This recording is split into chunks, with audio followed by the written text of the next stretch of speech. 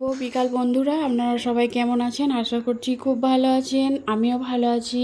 তো চলুন, কি অবস্থা সবার এই গরমের মধ্যে। দেখুন, গাছগুলো প্রায় শুকিয়ে গেছে, অনেকটা রোদ্রে ঝিমিয়ে গেছে। তো আমি চলে এলাম আমার ছাদ বাগানে গাছগুলোকে একটু পানি দিয়ে দেব।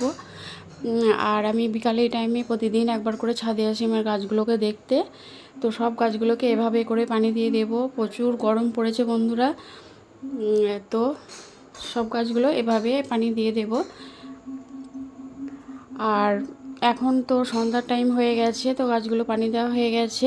আসসালামু আলাইকুম বন্ধুরা, আপনারা সবাই কেমন আছেন? এরপর চলে এলাম নিচেই, তো চা খেয়ে নেব। এখন সন্ধ্যার টাইম, তো আমি এখানে চা করে নিয়েছি, আর নিয়েছি এখানে বিস্কুট, আর সঙ্গে আছে এই যে ছোটো ছোটো কাজু বিস্কুটগুলো, নোনতা। এগুলো আমার খেতে ভীষণ ভালো লাগে, এগুলো নিয়েছি। আর কিছু খাবো না এখন। তো আমি এখন চা বিস্কুট খেয়ে নেব। আর যা গরম বন্ধুরা, কি বলবো, যা অবস্থা, ভীষণ গরম পড়েছে। তো চা বিস্কুট খেয়ে নিলাম। এরপর আমি বানিয়ে নেব টিফিন। আমি এখানে নিয়েছি চিড়ে আর ডিম দিয়ে, দেখি কি বানানো যায়।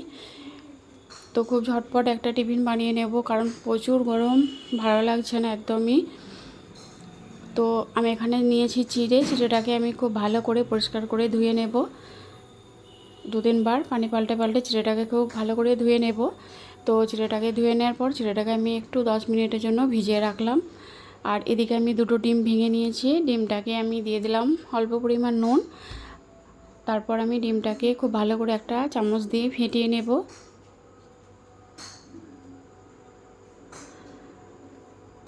তো ডিমটাকে এভাবে কিছুক্ষণ আমি ফেটিয়ে তারপর আমি ডিমটাকে রেখে দেব। আর এদিকে আমি একটা ফ্রাই প্যান বসিয়ে দিয়েছি, আর এটা খুব ভালো করে গরম করে নিয়েছি। এরপর আমি এর মধ্যে দিয়ে দিলাম তেল। আমি এখানে 3 চামচের মতো তেল দিয়েছি। তেলটাকে খুব ভালো করে গরম করে নেব। তেলটা খুব ভালো মতো করে গরম করে নিয়েছি। এরপর আমি এখানে দিয়ে দেব 2টো মাঝারি সাইজের কোচানো পেঁয়াজ। পেঁয়াজটাকে আমি তেলের মধ্যে দিয়ে দিলাম। এরপর আমি পেঁয়াজটাকে তেলের সঙ্গে খুব ভালো করে ভেজে নেব। এইভাবে করে পেঁয়াজটা খুব সুন্দর করে ভেজে নেব। এরপর আমি এখানে দিয়ে দেব 4টে কাঁচা লঙ্কা কুচি। ঝালটা আপনারা আপনাদের প্রয়োজন মতো দেবেন।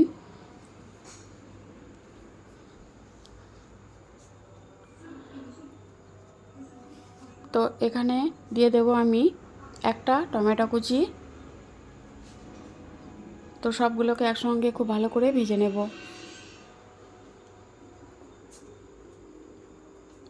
তো এটা একটু ভাজা ভাজা হয়ে গেছে। এরপর আমি এখানে দিয়ে দেব যে ডিমটা ফেটিয়ে রেখেছিলাম, ডিমটা আমি এর মধ্যে দিয়ে দিলাম।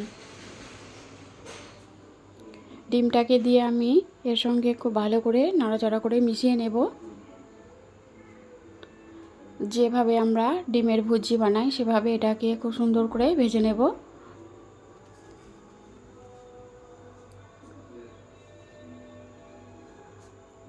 তো দেখুন, ডিমটাকে ভেজে নিয়েছি। আর অফ ক্যামেরায় বন্ধুরা এটা আমি দেখাতে পারিনি, সরি। তা এখানে আমি দিয়েছি 1/2 চামচ লঙ্কা গুঁড়ো, আর 1/2 চামচ হলুদ গুঁড়ো, 1/2 চামচ জিরে গুঁড়ো। আর এর মধ্যে আমি দিয়ে দিলাম চাট মশলা। আমি এখানে 2 চামচের মতো চাট মশলা দিয়ে দিয়েছি। দিয়ে এটাকে খুব ভালো করে আমি ডিমের সঙ্গে ভেজে নিয়েছি। এরপর আমি এখানে দিয়ে দিলাম 1 চামচ ঘি। ঘিটা অবশ্যই দেওয়ার চেষ্টা করবেন। ঘিটা দিয়ে আবারও আমি ডিমটার সঙ্গে খুব ভালো করে ভেজে নেব। তো ডিমটা আমার ভাজা হয়ে গেছে দেখুন। এরপর আমি এখানে যে চিড়েটা ভিজিয়ে রেখেছিলাম সেটা আমি একটা ছাঁকনি দিয়ে ছেঁকে নিয়েছি। আর চিড়েটা কেমন এরকম শুকিয়ে ঝরঝরে হয়ে গেছে। এরপর আমি চিড়েটা এর মধ্যে দিয়ে দিলাম। চিড়েটা দিয়ে আমি এর সঙ্গে খুব ভালো করে নেড়ে চেড়ে মিশিয়ে নেব।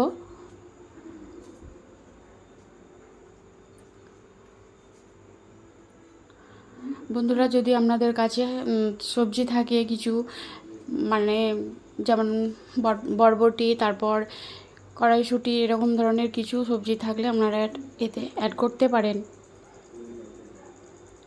এর মধ্যে আমি দিয়ে দিলাম চীনা বাদাম, দিয়ে খুব ভালো করে এর সঙ্গে মিশিয়ে নিলাম।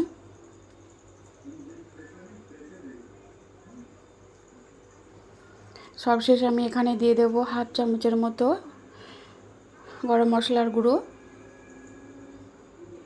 গরম মশলার গুঁড়োটা দিয়ে খুব ভালো করে মিশিয়ে নেব। তো দেখুন বন্ধুরা, আমার টিফিন রেডি হয়ে গেছে। কেমন হয়েছে আপনারা অবশ্যই জানাবেন।